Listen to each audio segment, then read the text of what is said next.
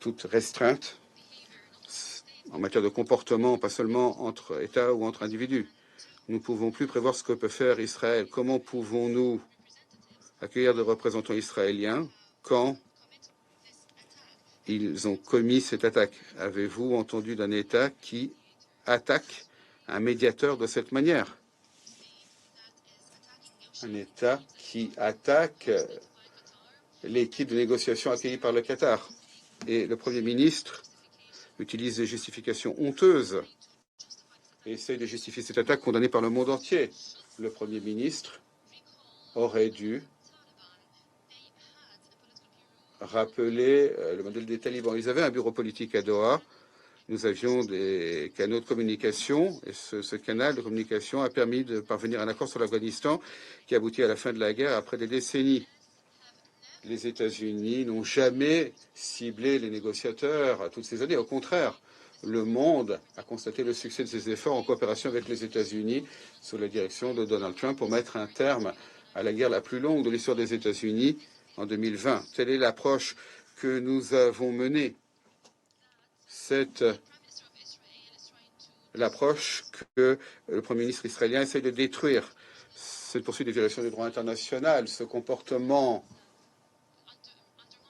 qui met à mal toutes les valeurs ne prouve qu'une seule chose, que les dirigeants actuels d'Israël sont arrogants.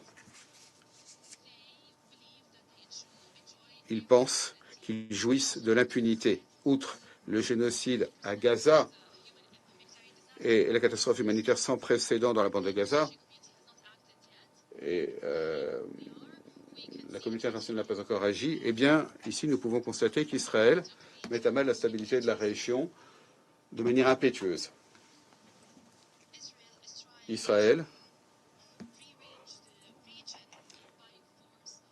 essaye de réorganiser la région par la force, sur la base d'idées fondamentalistes. Telle est la base du comportement d'Israël. Les dirigeants israéliens déclarent et pensent que seule la population israélienne les écoute, mais nous les écoutons tous. Les peuples de la région n'acceptent pas ce type de comportement, ils n'acceptent pas ce discours. Nous croyons pleinement à la médiation et au règlement pacifique des différends. Et le rôle du Qatar est apprécié dans le monde entier. Nos efforts ont prouvé, donc nos efforts en coopération avec les États-Unis et l'Égypte, ont apporté des résultats concrets.